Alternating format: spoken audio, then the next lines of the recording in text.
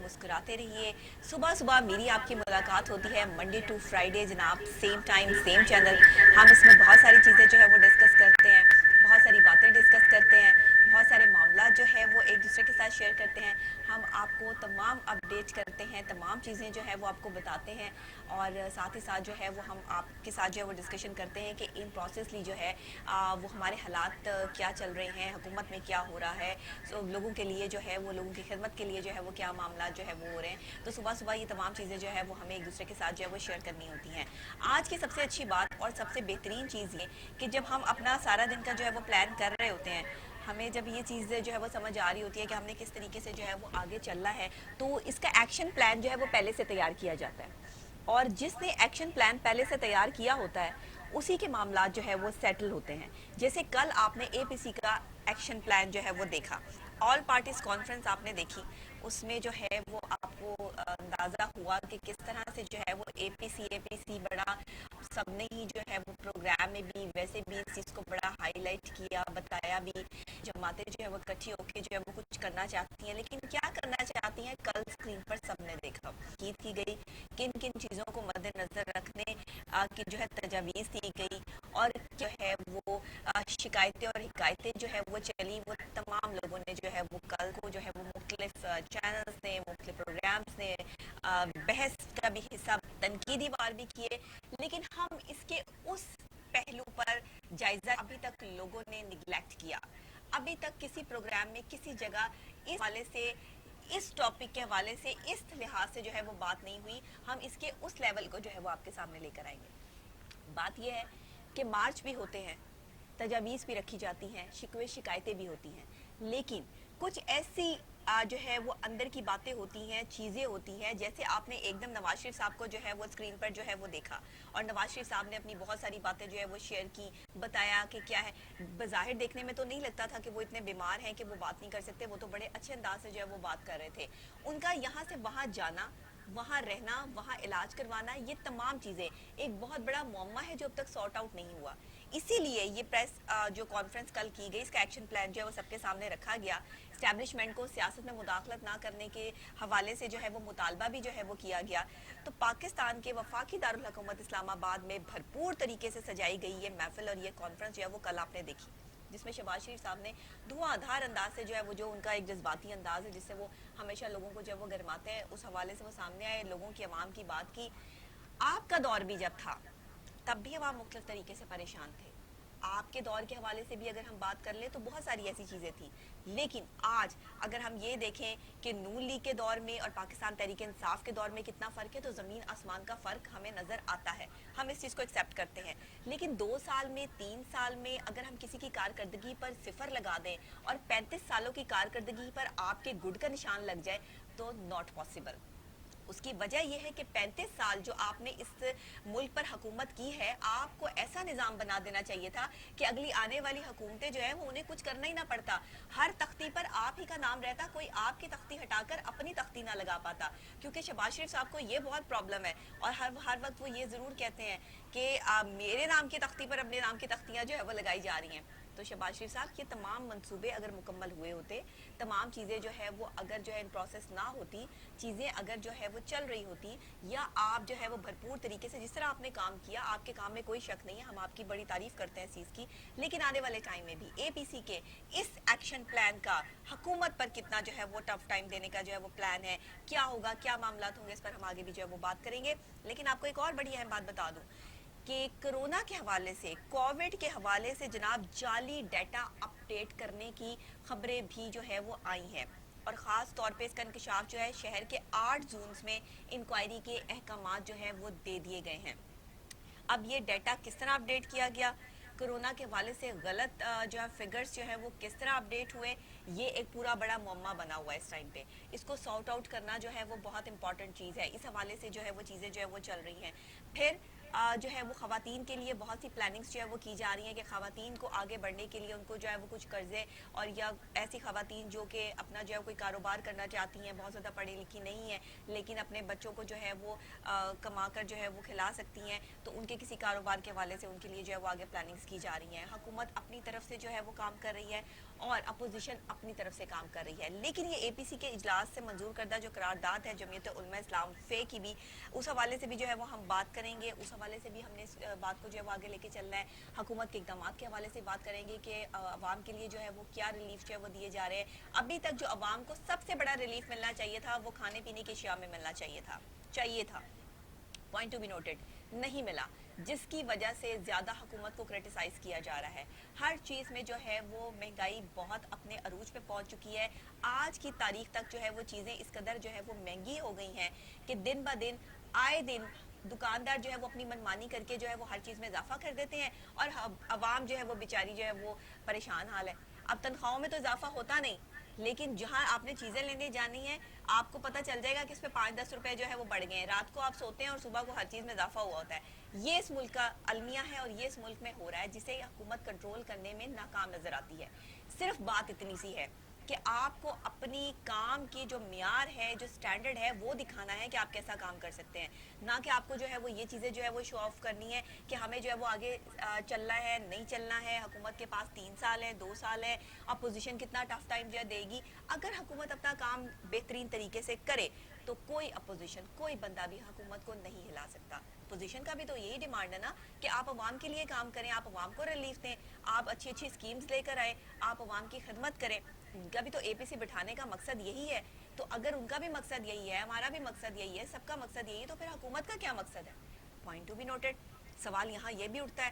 لیکن ظاہری بات ہے کیونکہ یہ تمام چیزیں جو ہے وہ اب حکومتی جو نمائندے ہیں جو جس سیٹ پر بیٹھے ہوئے ہیں وہ بھی اس تکلیف کو، اس پریشانی کو سمجھ سکتے ہیں. اب میں یہاں بیٹھ کے سمجھ سکتی ہوں کہ مجھے یہاں کیا کیا پرابلمس ہیں.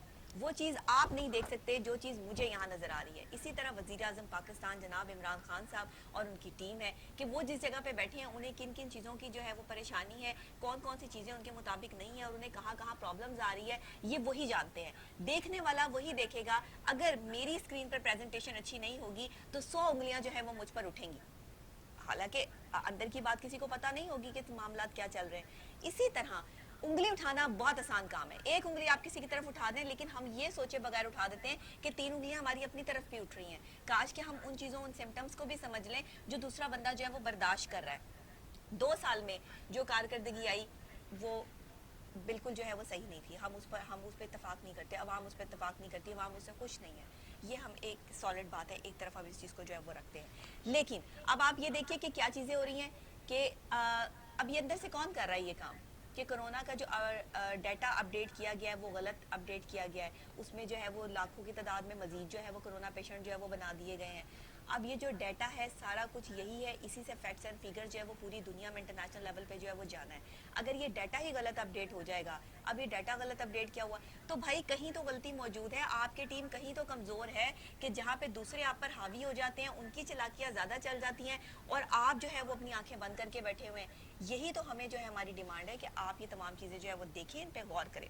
اس کے علاوہ جناب آج ہم نے پروگرام میں بہت خاص بات کرنی ہے، لیکن ابھی مجھے یہاں پہ بریک لینی ہے. بریک کے فوری بعد جب اے پی سی کے خاص طور پہ جو کانفرنس ہوئی اس حوالے سے جو بھی چیدہ پوائنٹس جو ہے وہ رکھے گئے، بہت امپورٹنٹ پوائنٹس تھے اور خاص طور پہ شاید اپوزیشن کو بہت پہلے اس طرح کا جو ہے وہ اجلاس کر لینا چاہیے تھا، لیکن کیونکہ کہا یہ جا رہا تھا کہ عید کے بعد جو ہے وہ سب اکٹھے ہوں گے اور پھر یہ کووڈ کے حالات کی وجہ سے معاملات جو ہے وہ کچھ ایسے رہے. لیکن بہرحال دھواں دھار طریقے سے جو اے پی سی کا کانفرنس اجلاس آپ نے کل ٹیلی ویژن اسکرین پر دیکھا، اس میں جو چیزیں پوائنٹ آؤٹ کروائی گئیں ان کی کچھ چیزیں جو ہے وہ میں آپ کے ساتھ جو ہے وہ شیئر کرتی ہوں. ایک تو کراچی کے حوالے سے مطلب کراچی کے حوالے سے جو حالات رہے، سندھ کے حوالے سے جو معاملات رہے، اس کے حوالے سے کوئی بات نہیں کی گئی. جو چیزیں نہیں کی گئی وہ بھی ہم پوائنٹ آؤٹ کروائیں گے کیونکہ وہاں پر ظاہر ہے کہ پاکستان پیپلز پارٹی کی حکومت ہے اور وہ اے پی سی کے حوالے سے جو معاملات ہیں، جو حالات ہیں، وہ چیزیں جو ہے نا مطلب عجیب سی جو ہے وہ سچویشن رہی. صرف حکومت کو اس میں ظاہری بات ہے کہ ٹارگٹ کیا گیا. حکومت نے کشمیر کے حوالے سے جو ہے آواز بلند نہیں کی, ذمہ دار کشمیر کے حوالے سے حکومت کو ٹھہرا دیا گیا. پھر جی حکومت نے افغان پالیسی پر تشویش کا جو ہے وہ اظہار کر دیا, حکومت کو ذمہ دار ٹھہرا دیا گیا افغان پالیسی کے حوالے سے. پھر پاکستانی شہریوں کو مسنگ پرسنس بنانے کی روایت کو ختم کیا جائے, اس حوالے سے جو ہے وہ بات کی گئی. مسنگ پرسنس کو جو ہے وہ عدلیہ کے سامنے پیش کیا جائے, اصل جو مسنگ پرسنز ہیں ان کو عدلیہ کے سامنے پیش کیا جائے. آپ کو پتا ہے کہ اشارہ کس طرف تھا, خاص طور پہ جو ہے انہوں نے جو ہے وہ یہ کہا. پھر انہوں نے معاشی پالیسیوں کو تنقید کا نشانہ جو ہے وہ بنایا. عوام کے لیے جو اس وقت جو ہے وہ ہر چیز میں جو ہے وہ پرائز بڑھ گئے ہیں, پرائز جو ہے آؤٹ آف کنٹرول ہو گئے ہیں حکومت کے لیے, اس چیز کو جو ہے وہ تنقید کا نشانہ بنایا گیا. پھر وزیر اعظم کے مشیر عاصم باجوہ کے خلاف حال ہی میں لگائے گئے الزامات کی تفتیش کا مطالبہ بھی شامل تھا اس میں, کہ جی یہ تفتیش کا جو ہے مطالبہ بھی کیا جائے. پھر قرارداد میں مطالبہ کیا گیا کہ ملک میں شفاف, آزادانہ, غیر جانبدارانہ انتخابات یعنی یقینی بنائے جائیں, خاص طور پہ یقینی بنائے جائیں. اصل میں بات ساری کی ساری یہی ہے کہ اب انتخابات کی طرف جو ہے وہ اپوزیشن جانا چاہتی ہے. اپوزیشن یہ سمجھتی ہے, یا اپوزیشن کو ایسا لگتا ہے کہ اب حکومت سے لوگ جو ہے وہ بالکل بددل ہو چکے ہیں, خائف ہو چکے ہیں, حکومت کی پالیسیز ناکام ہو چکی ہیں, اور اب جو ہے وہ لوگ جو ہے وہ ہماری طرف دیکھ رہے ہیں, اور جب ہم آئیں گے تو ہم بھرپور طریقے سے آئیں گے, اور پھر جو ہے وہ پالیسیز لے کر آئیں گے, اور حکومت جو ہے ہماری اگر حکومت آ گئی, اب یہ تو اللہ جانتا ہے کہ کیا ہوگا. لیکن تجزیہ کار کیا کہتے ہیں, ان کی رائے کیا ہے؟ کیا اے پی سی جو ہے وہ جس بھرپور طریقے سے کل کا جو کانفرنس ہے وہ پوری دنیا میں, پورے ورلڈ میں دکھایا گیا, جس میں نواز شریف صاحب خود بذات خود برجمان رہے, اور انہوں نے جو ہے وہ عوام سے باتیں کی, اور ایسے تقریر کی جیسے کوئی وزیر اعظم جو ہے وہ تقریر کر رہا ہو اور اپنی عوام سے جو ہے وہ خطاب کر رہا ہو, اور ایسے جو ہے وہ تمام جگہوں پر ان کو جو ہے وہ اپڈیٹ رکھا گیا. یہ سب چیزیں کیا ثابت کرتی ہیں؟ کیا ہم یہ کہہ سکتے ہیں کہ نون لیگ جو ہے, یہ اے پی سی کا جو اجلاس ہے, یہ تمام جماعتیں مل کر جو ہے وہ حکومت کو ٹف ٹائم دینے میں کامیاب ہو جائیں گی؟ یا پھر ہم یہ سوچ رکھتے ہیں کہ حکومت جو ہے وہ ان کی پالیسیز کو, یا ان کے اس میٹر کو, یا جس طرح سے یہ کھیل رہے ہیں ان سب چیزوں پر جو ہے حاوی ہو جائے گی؟ ابھی تک تو ہم حکومت کی اس حوالے سے جو ہے وہ کوئی چیز جو ہے وہ پوائنٹ آؤٹ نہیں کرائے. بہرحال جی, جمعیت علماء اسلام فے کے سربراہ مولانا فضل الرحمان کی جانب سے بھی سنائی گئی جو سپیچ تھی, جو وہ دیکھ دیکھ کر پڑھ رہے تھے. نواز شریف صاحب کو بھی جو ہے وہ ایک لکھی پڑھی جو ہے وہ دے دی گئی, وہ بھی دیکھ دیکھ کر جو ہے وہ اس کو جو ہے وہ پڑھ رہے تھے.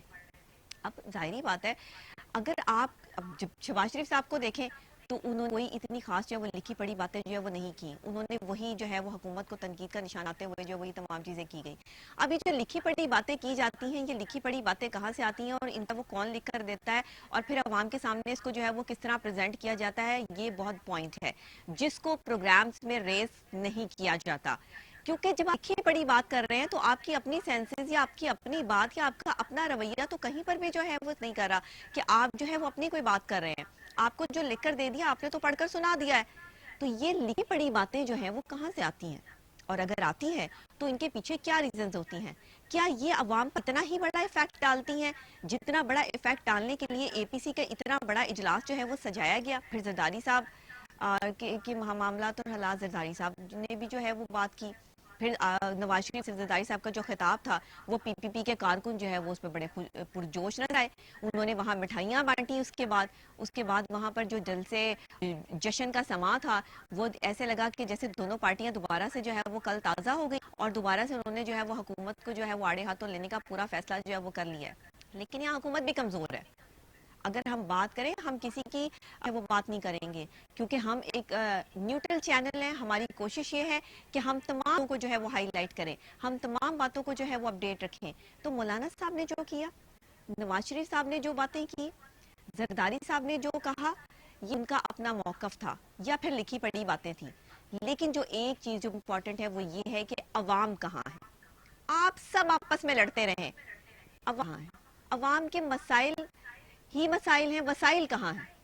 اور 35 سال آپ لوگوں کی حکومت رہی, آپ اب کہاں ہیں؟ پھر جن کی 2 سال حکومت ہے ان کی کارکردگی کیا ہے؟ بلند و بانگ دعوے بھی ہیں اور آپ کے پاس ٹیم بھی نہیں ہے. تو یہ تمام چیزیں جو ہے وہ ہمیں بہت ٹینشن دیتی ہیں, یہ ہمیں بہت ہمارے معاملات جو ہے وہ خراب کرنے کی کوشش کرتی ہیں. ہماری عوام جو ہے وہ مینٹلی ڈپریس ہو چکی ہے ان سب چیزوں سے. بار بار ہم اسکرین پر ایک ہی چیز دیں, ہمیں جو ہے وہ ٹینشن ہونی شروع ہو جاتی ہے کہ یار کیا مسائل ہیں, یہ سارٹ آؤٹ ہی نہیں ہو رہے. عوام کے مسائل جو ہے وہ حل ہونے کا نام ہی نہیں لیتے. مسائل جو ہے بڑھتے چلے جاتے ہیں اور وسائل ہمارے پاس ہیں کوئی نہیں. تو پھر ہم نے چلنا کیسے ہے؟ اس پر کی جاتی ہیں اسٹریٹجیز پلان. اور اسٹریٹجیز پلان کرنے کے لیے پڑھے لکھے لوگوں کو شامل کیا جاتا ہے. اپنی پلاننگز میں ان لوگوں سے فائدہ اٹھایا جاتا ہے جو پڑھے لکھے ہیں, جو سمجھدار ہیں, جن کا ایکسپیرینس ہے. ہمارے وہ تجزیہ کار جو اس پہ بھرپور طریقے سے جو ہے وہ تجزیہ کرتے ہیں, بھرپور طریقے سے ان سب چیزوں کو جو ہے وہ دیکھ رہے ہیں, پچھلے 25-30 سالوں سے اس چیز سے جو ہے وہ منسلک ہیں, اور وہ یہ جانتے ہیں کہ عوام کو ریلیف کیسے دیا جا سکتا ہے. ان کے پاس ساری اسٹریٹجی بھی پلان ہے, ان کے پاس پوائنٹس بھی ہیں, لیکن افسوس کہ ان کو جو ہے وہ کوئی مشیر نہیں لگاتا, ان سے کوئی جو ہے وہ کوئی مشورہ نہیں لیتا. اب یہ جو قرارداد منظور ہوئی ہے, یہ قرارداد جو پیش کی گئی ہے ملک بھر میں نیشنل ایکشن پلان پر عمل درآمد نہ ہونے پہ بھی تشویش کا اظہار اس میں جو ہے وہ کیا گیا ہے. ساتھ ہی اسلام آباد سمیت ملک بھر میں حالیہ فرقہ وارانہ تناؤ کو خطرناک بھی قرار دے دیا گیا. اس میں حکومت کی مجرمانہ غفلت کی شدید مذمت بھی کی گئی.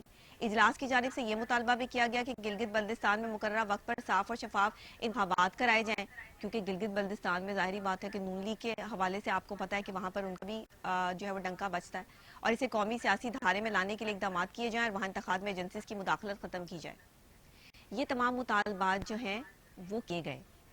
اور عمران خان صاحب سے بھی انہوں نے کہا کہ ہماری جو ہے وہ اسے لانے والوں کے خلاف ہے, ہماری جد و جہد جو ہے وہ ان کو لانے والوں کے خلاف ہے, عمران خان کے خلاف نہیں ہے.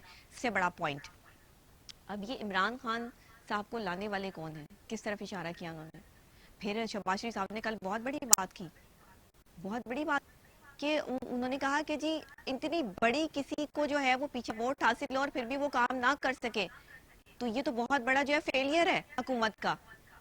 تو ہمارے سینئر تجزیہ کار سجاد میر صاحب نے ہمیں بھی جوائن کیا ہے, جو اس پر جو ہے وہ بات کریں گے اور اپنا تجزیہ جو ہے وہ ہمارے ساتھ شیئر کریں گے کہ اے پی سی کا یہ اجلاس جو ہے یہ اب آگے جا کر اونٹ کس کروٹ بیٹھے گا, اور اس کا فائدہ حکومت کو یا نقصان جو ہے وہ کتنا ہونے والا ہے. السلام علیکم سجاد صاحب. وعلیکم السلام جی. سر کیسے ہیں آپ, ٹھیک ٹھاک ہیں؟ میں اللہ کا شکر ہے جی, بالکل.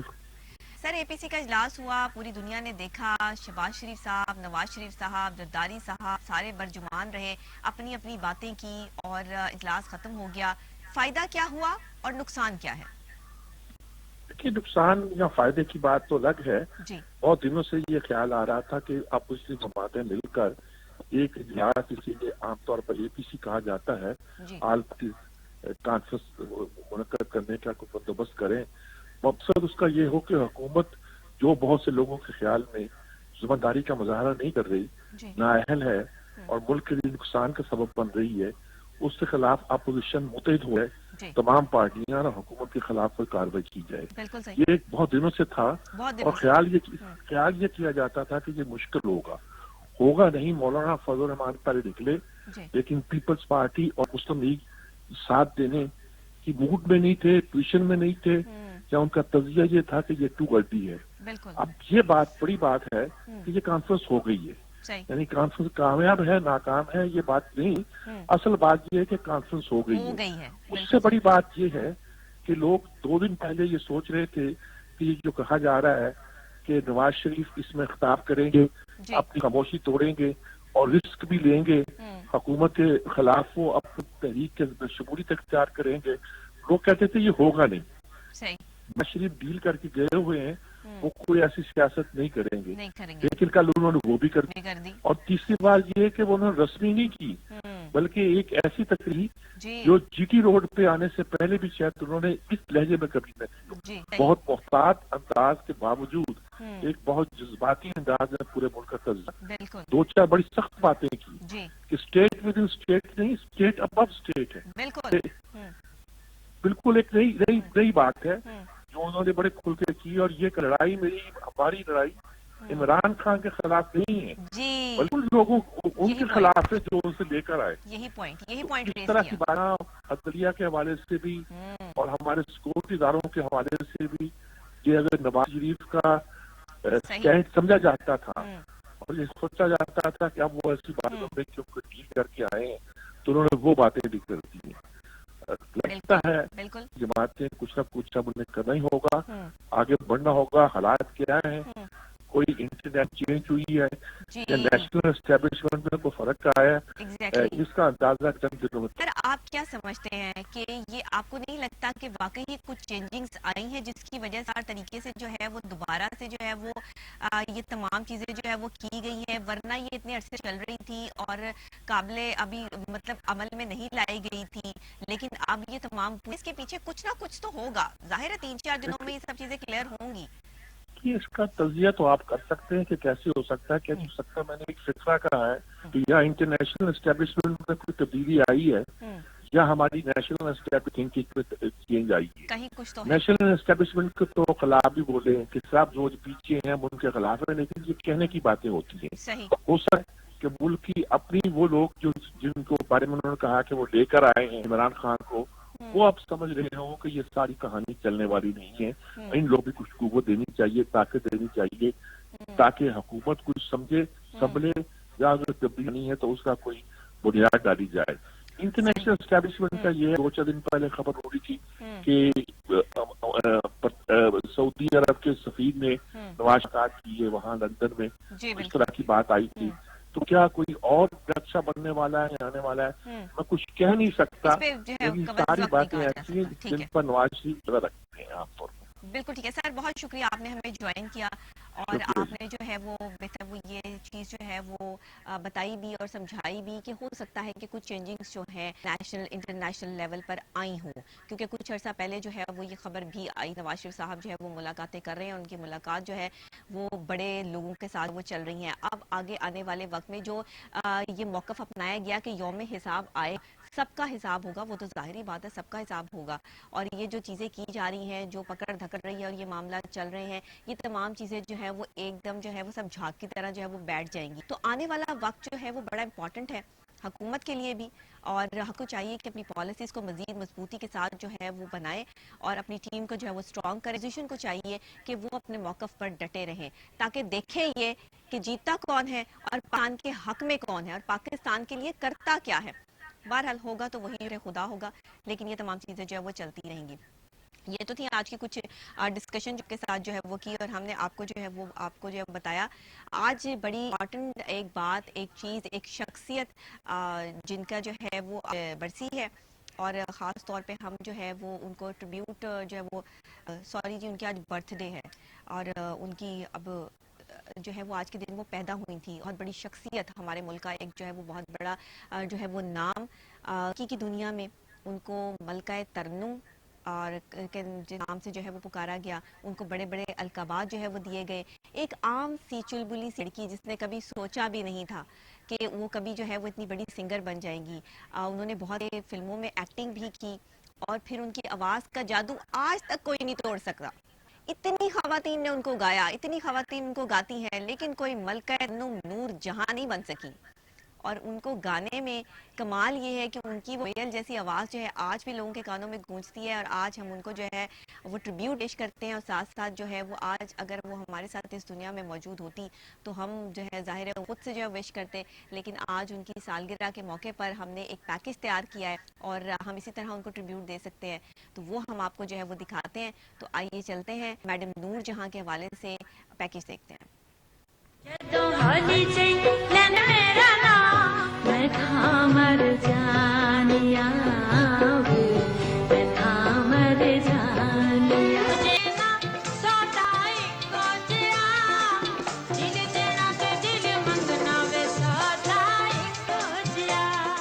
سریلی آواز، گوری رنگت، خوبصورت کتابی چہرہ اور بڑی بڑی پرکشش آنکھوں والی ملکہ ترنم نور جہاں 21 ستمبر 1926 کو قصور میں پیدا ہوئیں. ان کا اصل نام علا وسائی جبکہ نور جہاں ان کا فلمی نام تھا. انہوں نے اپنے فنی سفر کا آغاز 1935 میں پنڈ دی کڑی سے کیا. 1957 میں شاندار پرفارمنس کی وجہ سے صدارتی ایوارڈ اور تمغہ امتیاز سے نواز. روشن ستارے آج بھی میڈم نور جہاں کو اپنے لیے رول ماڈل مانتے ہیں. پورے برے صغیر میں ایک میڈم نور جہاں جی ہیں جنہوں نے ہر طرح کی گائیکی کی ہے. اگر وہ آج ہم میں موجود نہیں ہے تو ان کی آواز ہم میں موجود ہے اور وہ سدا ہم میں موجود رہیں گی. ملکہ ترنم میڈم نور جہاں رہتی دنیا تک ان کے گانے گائے جائیں گے. مجھ جیسے فنکار ان کو گا گا کر سیکھیں گے. اللہ پاک ملکہ ترنم میڈم نور جہاں کو جنت میں اعلیٰ مقام دے. وہ یہی کہتی تھی کہ آپ دیکھیں میرے ویڈیو موبائلوں پہ نور جان کہہ رہی ہے کہ میں تو حیران ہوں وہ اتنا اچھا طبلہ بجانے والا تو ایک دم میوزک ڈائریکٹر بھی کیا ضرورت تھی اس کو آنے مگر اس نے وہ کام کیا. تو میڈم نور جہاں کو اللہ اپنی گھر کی رحمت رکھے, اس کو اللہ مغفرت ان کی کرے. ایسے لوگ اب دنیا کب آ رہے ہیں. ملکہ ترنم نور جہاں نے مجموعی طور پر 10,000 سے زائد غزلیں اور گیت گائے, جن میں ان کا سب سے پہلا گانا مجھ سے پہلی سی محبت میرے محبوب نہ مانگ بے پناہ ہٹ ہوا, جس نے ملکہ ترنم نور جہاں کو کامیابیوں کے نئے سفر پر گامزن کر دیا. ایسی خواتین کو بھی لا کر آپ کے سامنے بٹھائیں گے, اور اگر آپ میں بھی ایسی کوئی لوگ جو ہے وہ شامل ہیں یا ایسی خواتین جو ہے وہ شامل ہیں تو بھی آپ جو ہے وہ ہمارے اسٹوڈیو میں اور ہمارے ساتھ جو ہے وہ اس پروگرام کا حصہ بن سکتے ہیں. میں خود آپ کے پاس آؤں گی اور خود جو ہے وہ آپ کے ساتھ جو ہے وہ پراپر طریقے سے جو ہے پروگرام کروں گی, اور پھر ہم اس کو جو ہے وہ اپنے پروگرام میں جو ہے وہ آن کریں گے.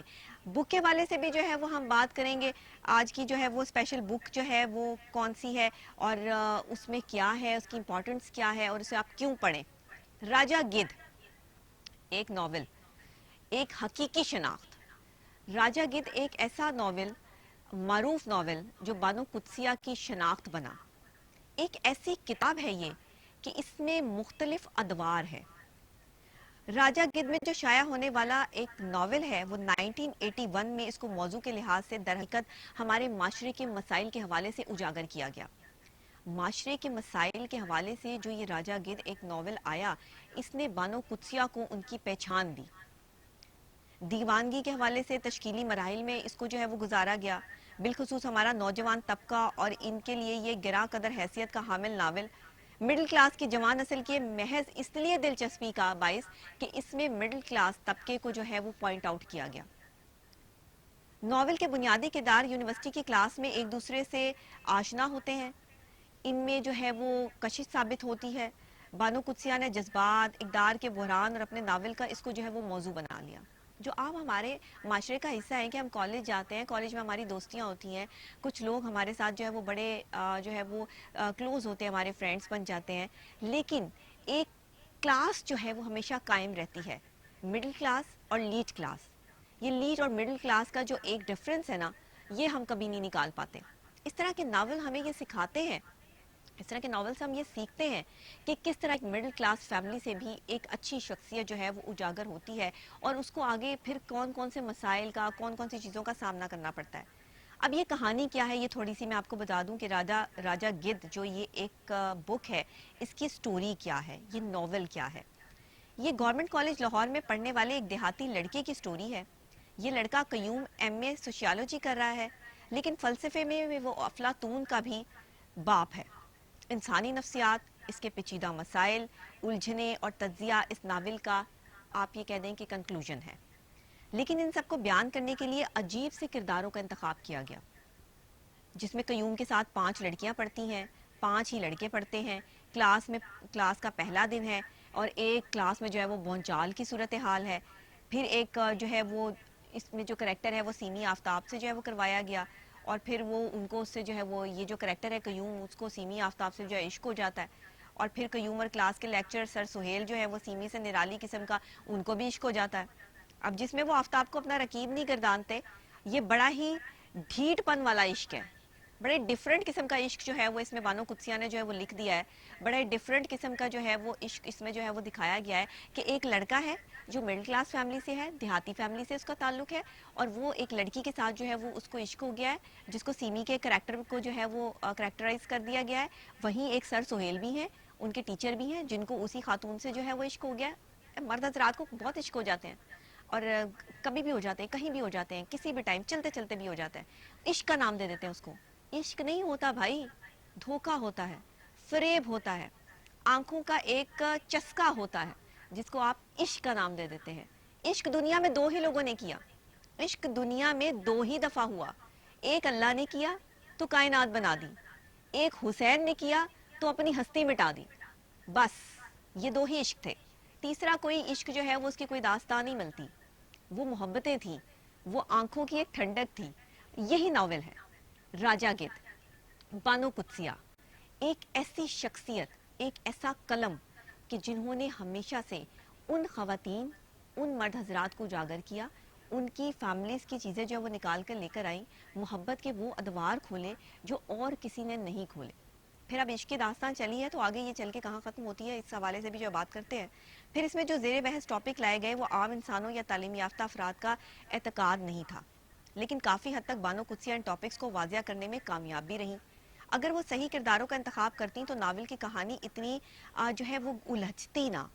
اس میں جو جب اس کو ڈراماٹائز کیا گیا یا اس میں جو ہے وہ کریکٹرائزیشن کی گئی, تو اس میں جو کریکٹرز جو انٹروڈیوس کروائے گئے وہ بہت کوئی اتنے خاص نہیں تھے, یا انہوں نے اتنی کوئی خاص جو ہے وہ اپنی پرسنالٹی کو اجاگر نہیں کیا. نوجوان نسل کے لیے جن میں آپ نے شعور بیدار کرنا تھا, یہ شعور دینا تھا, یا بہترین اور سبق آموز قسم کی جو ہے وہ اس میں چیزیں ہونی تھی, وہ تھوڑی تھوڑی جو ہے وہ اس میں جو ہے وہ مسنگ دکھائی دی. لیکن بہرحال بانو قدسیہ ایک بہت بڑی رائٹر, میں یا آپ ان کے بارے میں جو ہے وہ کوئی تجزیہ نہیں کر سکتے, ان کے حوالے سے ان کے قلم کے حوالے سے ہم ان کو نہیں کہہ سکتے. لیکن جو معاشرے کا ایک پہلو ہے, اگر میں ایز اے ماہر نفسیات بھی دیکھوں کہ اگر کسی کو کسی سے محبت ہو جاتی ہے تو محبت ہے کیا, ہم نے محبت کو سمجھا کیا ہے, اور اگر ہم اسے اپنے قلم میں لکھ رہے ہیں, لوگوں کو بتا رہے ہیں, انٹروڈیوس کروا رہے ہیں, تو پھر کیا ہم نے اس قلم اور اس رائٹنگ اور اس کریکٹرز کے ساتھ پراپر انصاف کیا ہے؟ کیا وہ کریکٹر پراپر کے پراپر ہماری اس سوچ سے میچ کرتے ہیں جو ہم نے لکھ دیے ہیں؟ یہ جو کریکٹرائزیشن جو ہے وہ ہو گئی ہے, یہ سمجھنے کی جو ہے وہ ضرورت ہے. پھر جناب پہلے تو اس کا جو ٹائٹل ہے راجہ گدھ, اس کو مسترد کر دیا گیا تھا, پھر منسوخ کرا دیا گیا, پھر جو ہے وہ دوبارہ سے جو ہے وہ اس کو جو ہے وہ انٹروڈیوس کروایا گیا, پھر اس کا جو ہے وہ پورا پراپر جو ہے وہ اس کو جو ہے وہ دیکھا گیا, اور ساتھ اس کے جو ہے وہ چلتے چلتے جو ہے وہ پھر راجہ گدھ جو ہے وہ اس کا نام فائنل ہو گیا کہ جی اسی کا جو ہے وہ نام جو ہے رکھ دیا جائے گا. اب اس میں اگر آپ دیکھیں بھی تو یہ جو فرنٹ پیج پر ایک پکچر بنی ہے, یہ کیا جو ہے وہ اٹریکٹ کرتی ہے, لوگوں کو سمجھ نہیں آتی راجہ گدھ کیا. اس میں ایک مڈل کلاس کی وہ سوچ اجاگر کی گئی ہے جس میں وہ اپنے آپ کو راجہ تصور کرنا شروع کر دیتا ہے, جس میں وہ یہ سمجھنا شروع کر دیتا ہے کہ دنیا کی ہر چیز میرے تابع اور میں جو چاہوں مرضی کر سکتا ہوں. کالج میں لڑکے لڑکیاں ایک ساتھ پڑھتے ہیں تو وہاں پڑھائی کم اور عشق معشوقیاں زیادہ ہوتی ہیں. فلاں لڑکی جو بہت اچھے کپڑے پہن کر آئی ہے, فلاں کے بال بہت اچھے ہیں, فلاں کی آنکھیں بہت اچھی ہیں, فلاں بولتی بہت اچھا ہے, فلاں کھاتی بہت اچھے طریقے سے ہے, تو سبھی اچھی ہیں. اگر ہم گھر سے ہی یہ تربیت دیں, اس ناول میں یہ چیز کو پوائنٹ آؤٹ کیا گیا ہے کہ اگر ہم بچوں کو یہ سمجھا کر بھیجیں کہ بچوں آپ پڑھنے کے لیے جا رہے ہیں, آپ نے اپنی اسٹڈیز کرنی ہے, جو لڑکیاں جو خواتین آپ کے ساتھ پڑھتی ہیں وہ بھی آپ کی ماں بہن بیٹیوں جیسی ہیں, ہم یہ تعلیم تو دیتے نہیں ہیں. ہم اپنے بیٹے کو کہتے ہیں, اپنے بچے کو کہتے ہیں بیٹا جو پسند آئے نا بتا دینا. اب بیٹے کو 6 پسند آئے تو 6 کا 6 بتا دے. ظاہر ہے پسند تو پسند ہے, آپ کو کوئی پسند آ سکتا ہے, ابھی 5 منٹ پہلے کوئی پسند آیا, 6 منٹ بعد دوسرے کوئی اور بھی پسند آ سکتا ہے. تو راجہ گدھ ایک ایسا موضوع ہے جو لوگ عشق کو پسند کرتے ہیں, محبت کو پسند کرتے ہیں, یا پھر نئی نوجوان نسل کے لیے اس میں بہت سارا میسیج ہے. آپ اس کو پڑھیے, اس کا کنکلوژن دیکھیے. اس کا کنکلوژن یہ نکالا گیا ہے کہ ہم جذباتی نہ ہوں, ہم جذبات میں آ کر کوئی فیصلہ جو ہے وہ نہ دیں, اور جذبات میں آ کے محبت جو ہے وہ نہیں کی جاتی. محبت ایک تو ہو جاتی ہے اور دوسرے محبت نبھائی جاتی ہے. میں ہمیشہ سے یہ کہتی ہوں محبت کی نہیں جاتی, میں یا آپ محبت کر نہیں سکتے, پاسبل ہی نہیں ہے. محبت تو نبھانے کا نام ہے اور محبت نبھائی جاتی ہے, وہ مڈل کلاس ہو, وہ لیڈ کلاس ہو, وہ جو مرضی کلاس ہو, محبت کو نبھانا پڑتا ہے. اگر آپ کو کسی سے محبت ہے تو اس کو نبھائیے. اس بک کا یہی موضوع ہے. آج ہم نے راجہ گدھ کو جو ہے وہ آپ کے سامنے پیش کیا. بانو قدسیہ کا ایک بہت خوبصورت ناول, ضرور پڑھیے گا, آپ کو پڑھ کر جو ہے وہ بہت اچھا لگے گا. جن لوگوں نے نہیں پڑھا, جنہوں نے پڑھا ہے وہ اس کو بہتر طور پہ سمجھتے ہیں, اور مڈل کلاس فیملی سے تعلق رکھنے والے وہ نوجوان جو باہر نکل کر پڑھنا چاہتے ہیں وہ ضرور پڑھیں. ان کے لیے اس میں بہت بڑا جو ہے وہ سبق ہے. عشق کو ملوز خاطر نہ لاتے ہوئے دوسری چیزوں پر ضرور غور کیجیے گا کہ سبق کیا ملا ہے. اسی کے ساتھ بریک لیں گے. بریک کے فوری بعد جب واپس آئیں گے تو سائنس اینڈ ٹیکنالوجی کے حوالے سے بھی بہت کچھ ہے ہمارے پاس. جتنے بھی لوگ ہیں وہ سن کے خوش ہو جائیں گے, سوچیں گے وہ ایسی کیا خبر ہوگی. دھواں دھار اور دھماکے دار خبر میں آپ کو جو ہے وہ دینے والی ہوں کووڈ کے حوالے سے, کرونا وائرس کے حوالے سے. جی ہاں, کووڈ کے حوالے سے ایک ایسا پنکھا ایجاد ہو گیا ہے کہ جو کووڈ اس بیکٹیریا کو, اس جراثیم کو جو ہے مارنے کی صلاحیت رکھتا ہے نا. انٹرسٹنگ سی بات ہے نا, کتنی بڑی جو سائنس اینڈ ٹیکنالوجی کی یہ فیور ہے جو انہوں نے ہمیں دی ہے. اور یہ کس طرح سے ہے, اس کی ڈیٹیلز کیا ہیں, یہ میرے پاس موجود ہیں, یہ میں آپ کو دیتی ہوں. کرونا وائرس کی وبا کیونکہ دنیا بھر میں پھیل چکی ہے, ہر شخص اس سے پریشان ہے, ہر ملک پریشان ہے. اس وجہ سے جناب اس کو دیکھتے ہوئے امریکی کمپنی ہے ایک, انہوں نے ایک ایسا اسمارٹ پنکھا متعارف کروا دیا ہے کہ جو کووڈ-19 کا باعث بننے والے وائرس کو مارنے کی صلاحیت رکھتا ہے۔ بگ ایس فیز نامی کمپنی نے ہیکو یو وی سی اسمارٹ پنکھا کچھ عرصے کے لیے پہلے متعارف کروایا تھا، لیکن اب دوبارہ اسے کمرے میں ہوا کی گردش یقینی ساتھ ساتھ الٹرا وائلڈ شعاعوں سے اپنے راستے میں آنے والی ہوا میں موجود جراثیموں کا خاتمہ بھی کرنے کے لیے اس کو بھرپور طریقے سے جو ہے وہ ایک بنایا گیا ہے۔ اس کو جو ہے اس پہ کام کیا گیا اور اس میں تمام چیزیں ایڈ کر کے اس کو جو ہے وہ گھر کا جیسے عام پنکھا ہم استعمال کرتے ہیں یہ بالکل ویسا ہی ہے، لیکن اس میں جو چیزیں شامل ہیں وہ میں نے آپ کو بتائی ہیں کہ اس میں الٹرا وائلڈ شعاعوں سے اپنے راستے میں آنے والی تمام جتنے بھی جراثیم ہیں یہ تمام کا مقابلہ کرتا ہے۔ اب مستند لیبارٹریز کی جانب سے کیے جانے والے متعدد ٹیسٹوں کے بعد کمپنی نے دعویٰ کیا ہے کہ یہ پنکھا سارس کو کووڈ-2 کرنے کی صلاحیت بھی رکھتا ہے۔ اب آپ یہ دیکھیں، اگر خدا نہ خواستہ کوئی اس طرح جاتی ہے کہ کووڈ سے بھی زیادہ خطرناک ہے جراثیم، اور کوئی اس طرح جتنا بھی جراثیم خطرناک ہو، پنکھے میں اتنی صلاحیت موجود ہے کہ یہ ہر طرح کے جراثیم کو جو ہے وہ ختم کرنے کی صلاحیت رکھتا ہے۔ کمپنی سے جاری کردہ بیان کے مطابق اس پنکھے کو لانے کے 5 منٹ بعد ہوا میں موجودہ جو ایک کرونا وائرس کووڈ-19 ہے اس کی شرح میں 48%، جبکہ 10 منٹ میں 86 تک کمی آ جاتی ہے، جس کی تصدیق جو ہے وہ کیلیفورنیا کی اینڈیو بایو اناسس نامی لیبارٹری نے ٹیسٹوں کے بعد کی ہے۔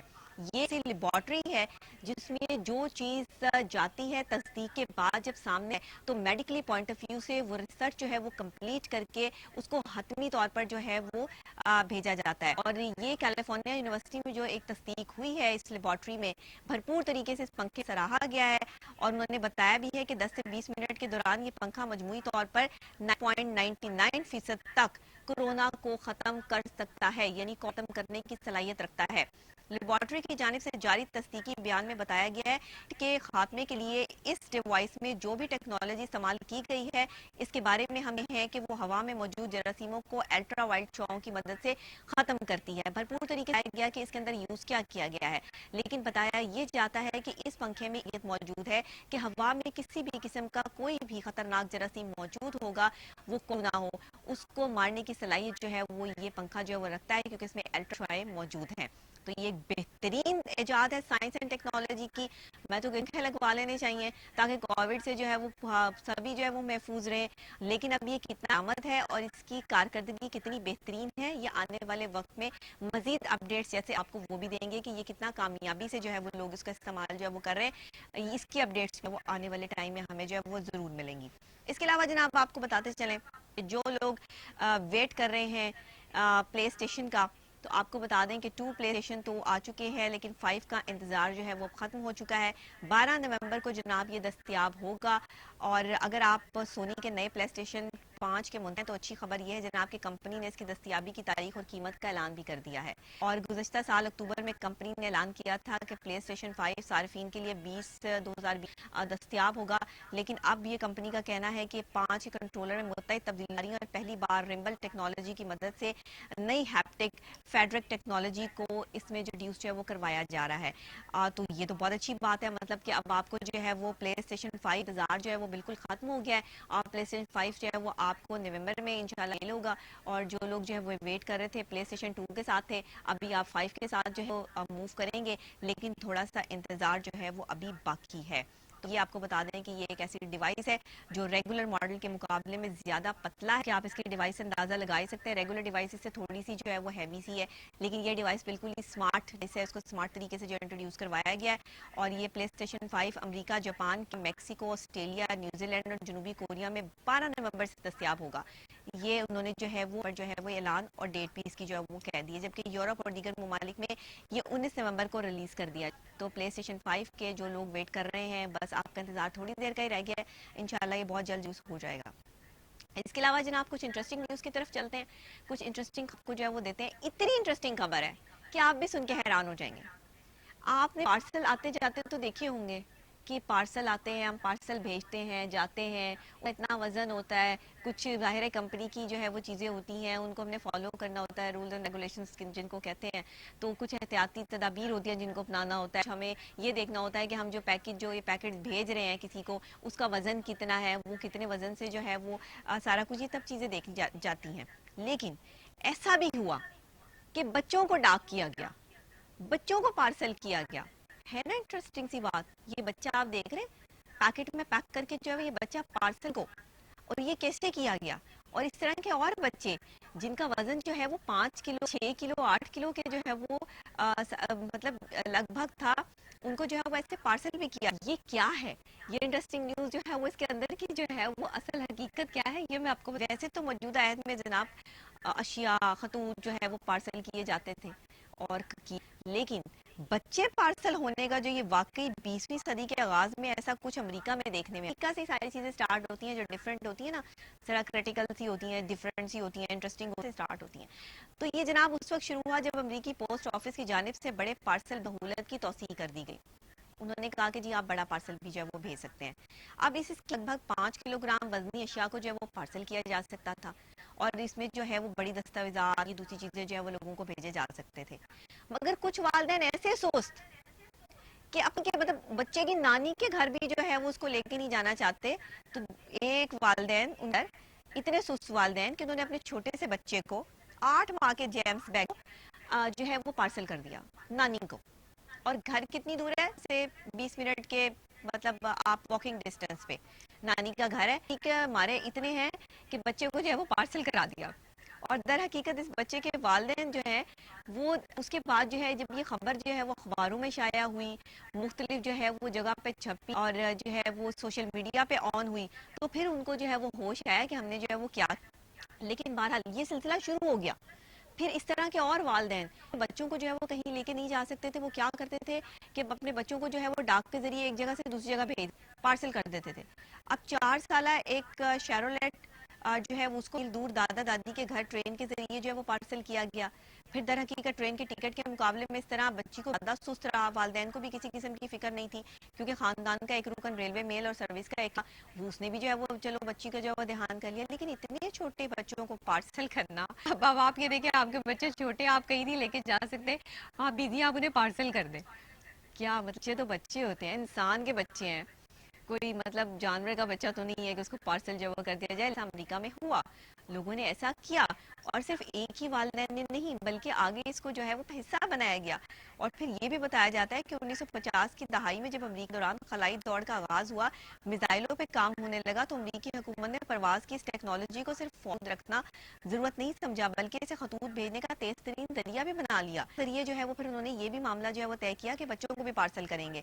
اور پھر 1 لاکھ سے 20,000 سال پہلے موجودہ شمالی سعودی عرب میں انسانوں کی یہ بھی ایک چیز جو ہے وہ شروع ہو گئی, وہاں سے بھی پارسل کا جو ہے وہ نظام جو ہے وہ شروع ہوا. پھر پارسل کیسے شروع ہوا, اونٹ بھینس گائیں بکریاں یہ بھی پارسل ہونا شروع ہو گئی, ایک جگہ سے دوسری جگہ جو ہے وہ ان کو بھیجنا شروع ہوا. تب ہی آج اگر آپ دیکھیں تو ٹرین میں ہم بڑا بڑا سامان جو ہے دوسری جگہ جو ہے وہ بھیج دیتے ہیں. وہیں سے یہ کانسیپٹ جو ہے وہ امریکہ سے آیا کہ ہم اپنا بڑا بڑا بھاری اکثر اوقات لاہور سے کراچی جانا ہو تو اپنی گاڑیاں اپنی بائک یہ چیزیں جو ہے وہ بک کروا لیتے ہیں, اور وہ وہاں جا کے جو ہے وہ ان کو مل جاتی ہیں. ایسا بھی ہوتا ہے. لیکن بچے بات ہوئے کہ ایسا انٹرسٹنگ چیز ہے, پھر گائیں بھینسیں بھی پارسل ہوتی ہیں. اگر ایک بھینس جو ہے وہ لاہور کی اسے تو آپ یہاں سے جو ہے وہ اس کو پارسل کرا دیں, وہاں سے آپ اس کو اتار لیں. ایسے بھی ہوتا ہے. باقی اور بھی چیزیں ہیں جو بھی آپ جو ہے وہ اس طرح کر سکتے ہیں. تو یہ جو ایک چیز چلی جو ہے وہ چلتی آ رہی ہے, اور اس قسم کے جو ہے وہ ماضی میں بہت سے شواہد جو ہے وہ ہمیں ملتے ہیں. یہاں پر بھی جو ہے وہ بہت سی ٹیکنیک جو ہے وہ استعمال کی جا رہی ہیں جس سے یہ ثابت ہوتا ہے کہ اس طرح کے بچوں کو پاکے کار جو ہے وہ, لیکن بہرحال بچوں کو پارسل کرنے کا طریقہ کار جو ہے وہ زیادہ کامیاب نہیں رہا. تو مطلب اس طرح سے جو ہے وہ کسی کے ہاتھ دے کے اور اس طرح سے آپ اپنے بچوں کو بالکل نہیں چھوڑ سکتے کیونکہ سانس لینے والے جاندار ہیں. تو اس لیے جو ہے وہ جانوروں کی بات اور ہے, چیزوں کی بات اور ہے, مگر بچوں تھا یہ کامیاب نہیں ہو سکا, اس لیے اس کو بند کر دیا گیا. اس کے علاوہ جناب یہ تو تھی کچھ انٹرسٹنگ خبر. کوئی اس سے انٹرسٹنگ خبر میرا خیال ہے آج کی نہیں ہو سکتی. میرے لیے بھی بہت انٹرسٹنگ تھی کہ یار بچوں کو چھوٹے معصوم بچے جن کا 8 kg کے 5 kg کے بچے, ان کو جو ہے وہ پارسل کر رہے دادا دادی نانا نانی کے گھر, اور ایسے باہر کے والدین نہیں کر سکتے. خیر پاکستانی والدین تو اپنے بچوں کو جو ہے وہ 1 منٹ کے لیے بھی جدا نہیں کرتے ہیں, تو وہ تو ایسا شاید نہیں کر سکتے ہیں. لیکن اگر شاید پاکستانیوں کو بھی موقع ملے تو وہ بھی بچے پارسل کر دیں. لیکن ایسا موقع جو ہے وہ پاکستانی جو ہے وہ کوئی دیں گے نہیں, کیونکہ یہاں چیزیں بڑی مشکل سے پارسل ہوتی ہیں, تو بچے کہاں سے ہوں گے. بہرحال جی ہیلتھ کے والے سے بات کر لیتے ہیں, کچھ ہیلتھ پہ آ جاتے ہیں. آپ کو پتہ ہے ہیلتھ بہت امپورٹنٹ ہے. آپ کی میری ہم سب کی ہیلتھ بہت ضروری ہے. ہیلتھی مائنڈ اور ہیلتھی آپ کا جو ہے وہ فزیکل جو ایک بیک گراؤنڈ ہے وہ بہت کاؤنٹ کرتا ہے. جب آپ فزیکلی اسٹرانگ ہوں گے تو آپ مینٹلی بھی اسٹرانگ ہوں گے, اور مینٹلی اسٹرانگ ہوں گے تو آٹومیٹکلی فزیکلی اگر آپ کو کوئی چوٹ ہوگی, کوئی پرابلم ہوگی تو آپ اس کو جو ہے وہ کور کر جائیں گے. لیکن اگر مینٹلی آپ اسٹرانگ نہیں ہوں گے تو بڑے مسائل پیدا ہوں گے. اسی طرح جناب ہم بچے, جو ہمارے بچے ہیں جو گروئنگ ایج ہے, ان کا جو ہے وہ اسٹرانگ ہونا بہت ضروری ہے. ان کے اسٹرانگ ہونے میں سب سے زیادہ امپورٹنٹ چیز ان کی نیند ہے. جب تک ان کی نیند پوری نہیں ہوگی وہ اسٹرانگلی جو ہے وہ سروائیو نہیں کر سکتے. اب آپ کو بتاتے ہیں کہ کس عمر کے بچے کو کس وقت سونا چاہیے. آج ہماری بہت امپورٹنٹ بات تمام والدین کے لیے, تمام والدین سنیے کہ کتنی عمر کے بچے جو ہیں وہ ان کو کتنے بجے سو جانا چاہیے اور صبح کتنے بجے جو ہے وہ اٹھ جانا چاہیے. تو جناب بچوں کو صبح سویرے اٹھ کر اسکول جانا ہوتا ہے جو کہ سب سے مشکل کام ہوتا ہے, اور وہ صبح سویرے کافی ظاہر ہے سست نظر آتے ہیں کیونکہ رات کی ان کی نیند پوری نہیں ہوئی ہوتی ہے.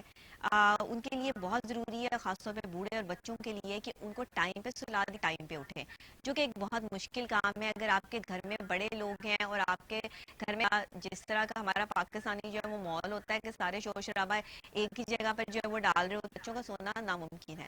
یہ وہیں پہ ممکن ہے جہاں پہ بچے کم ہوں اور بچوں کی اپنے الگ جا کے وہاں پر جو ہے وہ سو جائیں گے, بچوں کو سلا دیا جائے.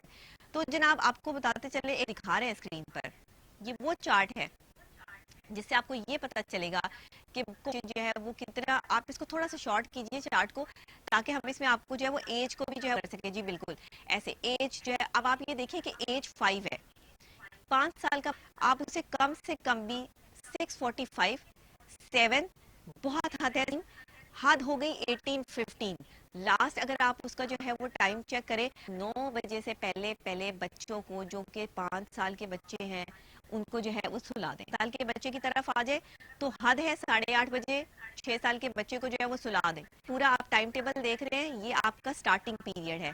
ان کو جو ہے وہ اس طرف لانے کی کوشش کرنا, پینا 7 بجے کمپلیٹ کروا دیں تاکہ ان کے پاس 1 گھنٹہ ہوگا, اور 1 گھنٹے بعد جو ہے ان کو صبح انہوں نے اسکول بھی جانا ہے. 7 سال کے بچے جو ہے کم سے کم بھی جناب جو ہے وہ 9 بجے تک. 8 سال کے جو بچے ہیں وہ بھی 9 سے 9:30 کے.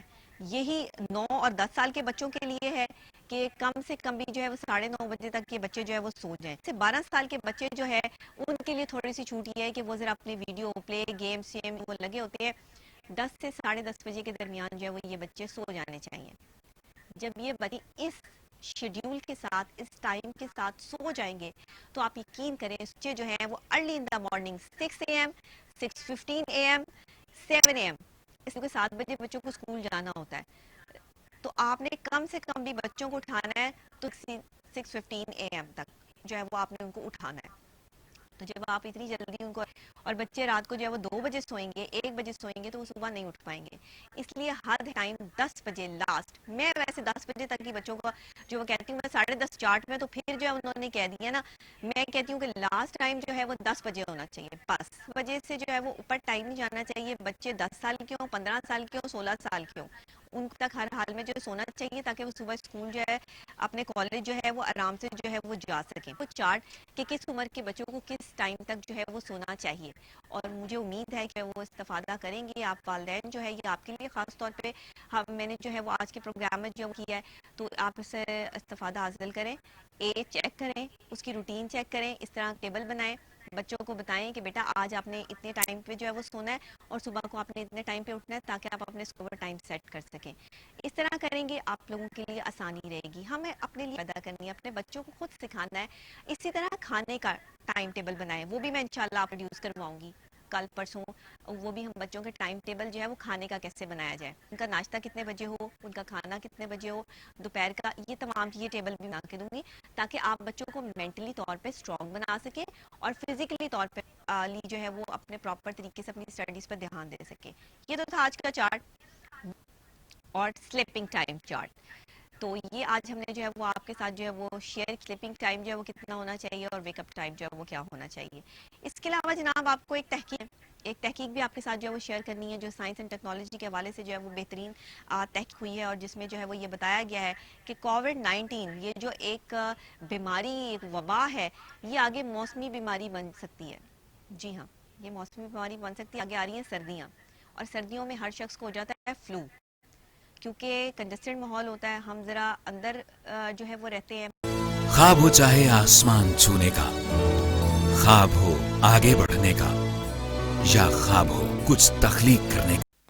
بہت ساری سٹوریز ہیں وہ آپ کو بتائیں, بچوں کے پارسل ہونے کے معاملات بھی ہم نے جو ہے وہ سنے, اور ساتھ ہی ساتھ جو ہے وہ آپ کو یہ بھی بتایا کہ کووڈ-19 کے حوالے سے جناب ایک ایسا پنکھا ایجاد ہو گیا ہے کہ کووڈ-19 سے جو ہے آپ کو نجات مل سکتی ہے, کرونا سے نجات مل سکتی ہے, اور بھی بہت سے جراثیم جو ہمارے ارد گرد ہماری فضا میں ہوا میں موجود ہوتے ہیں, چھوٹے چھوٹے ذرات ہوتے ہیں, اڑے ہوتے ہیں, بولتے ہوئے منہ کے اندر جو ہے وہ جاتے ہیں, جو ہمیں نظر بظاہر نہیں آتے لیکن خاص قسم کی الٹرا وائلٹ شعاعیں جو ہیں وہ ان کو کنٹرول کرنے کی صلاحیت رکھتی ہیں. ایسا پنکھا ایجاد ہو گیا, آنے والے ٹائم میں ایسا ایسی بھی آ جائے گا, تو یہ تمام باتیں جو ہے وہ ہمارے لیے جو ہے وہ ایزی ہو جائیں گی. لیکن ابھی ہمیں سپورٹس کے حوالے سے جو ہے وہ ڈسکس کرنا ہے, سپورٹس کے حوالے سے آپ کو بتانا ہے, اور خاص کر آپ کو یہ بتاتے چلیں کہ شاہین آفریدی T20 میں 4 گیندوں پر 4 وکٹیں لینے والے پہلے پاکستانی بالر بن گئے ہیں. جی ہاں, یہ سب سے بڑی جو ہے وہ ہمارے لیے ایک اور اچیومنٹ ایز اے پاکستانی کہ پاکستان کے نوجوان فاسٹ بالر شاہین شاہ آفریدی T20 کرکٹ میں 4 گیندوں پر 4 وکٹیں حاصل کرنے والے پاکستانی پہلے ایسے بالر بن گئے ہیں. اور شاہین آفریدی نے یہ کارنامہ کاؤنٹی کرکٹ میں جو ہے وہ اس کی نمائندگی کرتے ہوئے جو وہ انجام دیا ہے, اور یہ بہت بڑی بات ہے, چھوٹی بات نہیں. اب یہ دیکھیں ان کے نام کی شاید آفریدی لگ رہا ہے, اس لیے جو ہے پراپر طریقے سے جو ہے وہ دوبارہ سے جو ہے وہ آفریدی فارم میں جو ہے وہ سٹارٹ لیا ہے, اور 4 گیندوں پہ چھکے لے کر جو ہے وہ پہلے پاکستانی جو ہے وہ فاسٹ بالر جو ہے وہ بن گئے. اور خاص طور شاہین آفریدی نے آخری 4 وکٹیں 4 مسلسل گیندوں پر حاصل کی ہیں, اور نہ اپنی ہیٹ ٹرک مکمل کی ہے بلکہ T20 کرکٹ میں 4 گیندوں پر 4 وکٹیں حاصل کرنے کا